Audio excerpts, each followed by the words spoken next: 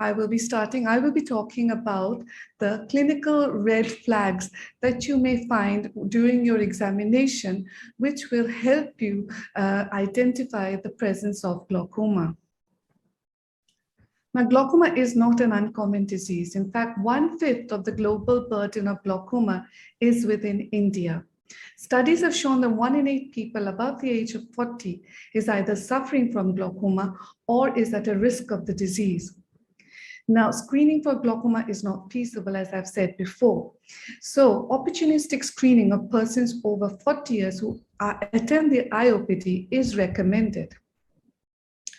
Now, certain types of glaucoma present with obvious signs and symptoms.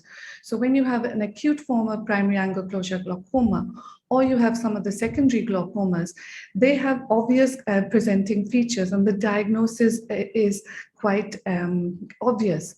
However, most types of glaucomas are silent. This includes the open angle glaucoma, most forms of primary angle closure glaucoma, and the common types of secondary glaucomas, such as the pseudo-exfoliative glaucomas and the steroid glaucomas. I will be focusing on this group of glaucomas mostly. Now, population-based studies and clinical trials have identified certain individuals who are at a greater risk of developing glaucoma. Of these, patients who are over 40 years of age and those individuals who have been found to have an intraocular pressure greater than 21 millimeters of mercury, these are the two groups of patients who are at a greater risk. Other risk factors are family history of glaucoma, those patients who have used steroids, pseudoexfoliation, the presence of myopia or shallow AC. These are very significant risk factors. And another risk factor is, of course, diabetes mellitus. A host of risk factors have been found, but their association is not as strong as the ones I have just mentioned. A comprehensive patient history will then help us identify which one of these patients are at a greater risk of developing glaucoma. When we see an older patient, we have a tendency to think, well, this patient may have cataract, but this patient may also have glaucoma.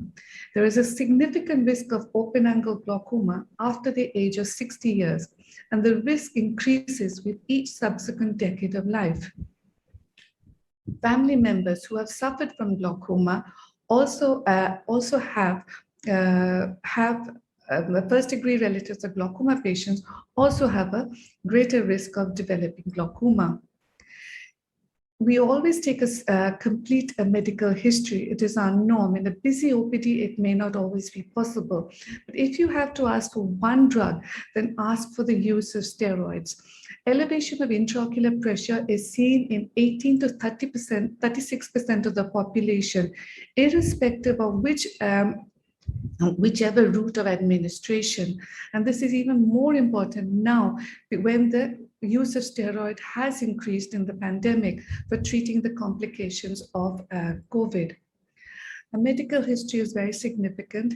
In the past, there was some confusion whether diabetes are at a greater risk of or not, but recent meta-analysis have shown that diabetes mellitus is a significant risk factor.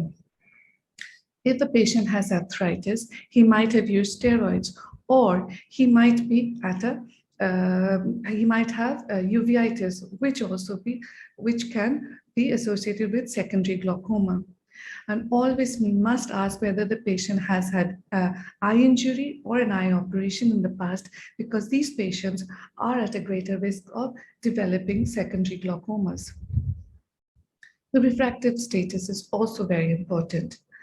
Myopes have shown to have a 2 to 5 times higher prevalence of primary open-angle glaucoma. The association is greater for higher degrees of myopia, but is present for myopia as low as -1 diopter.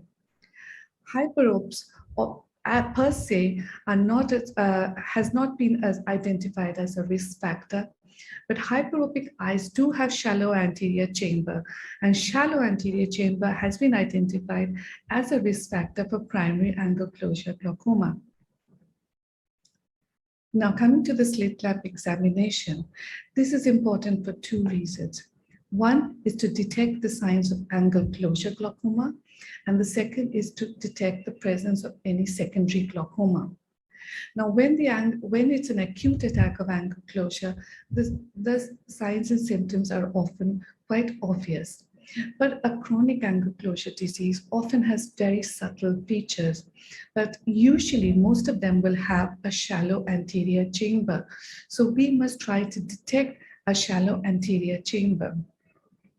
When we are using the torch to examine the pupils, we can also look for the anterior chamber depth by the pen torch method, which is perhaps not the best method, but it is not totally useless.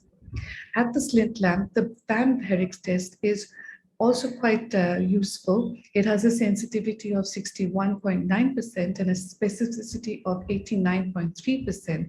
It is not, however, a replacement for corneoscopy. In 1996, Dr. Thomas and co-workers remarked, ideally, every patient attending an ophthalmology clinic should undergo a corneoscopic evaluation. In a busy outpatient clinic, this ideal is impractical. So Van Herrick's test is a quick method of estimating the depth of the anterior chamber.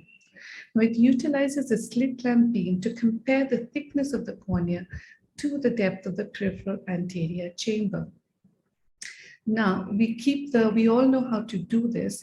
It's a very simple test. We keep the observation B column of the slit lamp in the central position, and we put the illumination system at 60 degrees. We make the illumination slit very narrow, and we make it as bright as possible, and we shine the illumination beam onto the peripheral cornea. We will get two slits. One is the bright corneal slit, and then we will get an optically darker slit between the cornea and the iris. And we we compare the thickness of the peripheral anterior depth to that of the corneal slit. Van Herrick then graded the peripheral anterior chamber depth according to how the thickness was in relation to the corneal thickness. Now, if the peripheral anterior chamber depth is equal to the corneal thickness, if the peripheral anterior chamber depth is between half to full one thickness, or if it is between 1/4 to even full thickness of the cornea, then we don't have to worry. These are grades 2, 3, and 4. But if the cornea is 1/4 to even less, then we are worried, and a corneoscopy is must to identify any angle and narrow angles. Secondary glaucomas constitute 22% of all glaucomas. So it's very important to do a slit lamp examination, and often we have clues which will indicate the etiology of the glaucoma. Pseudoexfoliative glaucoma, neovascular glaucoma, steroid-induced glaucoma, inflammatory glaucoma. These are the commoner forms of glaucoma. And a quick examination, looking at the pupil, looking at the conjunctiva, cornea, the iris, and the lens in a systematic manner will always identify the presence of the secondary glaucoma. It is important to do this slit lamp both in the dilated and in the undilated condition, especially because certain features may become very much more obvious. In a pseudoexfoliative glaucoma, if you dilate it, you will see the classical bullseye pattern of fibrillar deposits on the anterior capsule, and this might not be so obvious if it's not dilated. High intraocular pressure is a significant risk factor for all glaucomas and is the only modifiable one. It is so important to do a proper applanation tonometry. 21 millimeters is often cited as the upper border of normal. Dr. Manadip Singh will then now share his experiences on intraocular pressure after this talk. Corneoscopy is the current gold standard for evaluating primary angle closure disease. In India, the incidence of primary angle closure is as high and form half of all adult primary glaucomas. Corneoscopy is also important for detecting many other diseases, such as pseudoexfoliative glaucoma. The disc and the retinal nerve fiber evaluation forms a cornerstone of the examination, and Dr. Pal will be speaking on this subsequently. So here is my checklist, which you can do in part of all of your comprehensive examinations so that you don't miss out. When you see a patient, if he is over 60, if he has diabetes, if he has myopia, be aware that these patients are at risk for glaucoma. Make it a point of asking every patient whether he has a family history of glaucoma, whether he has used steroid or is suffering from any diseases in which he may be using steroids, or whether he has an injury or a prior eye operation. Please check for the presence of delicate apparent field defect. Please check for the anterior chamber depth.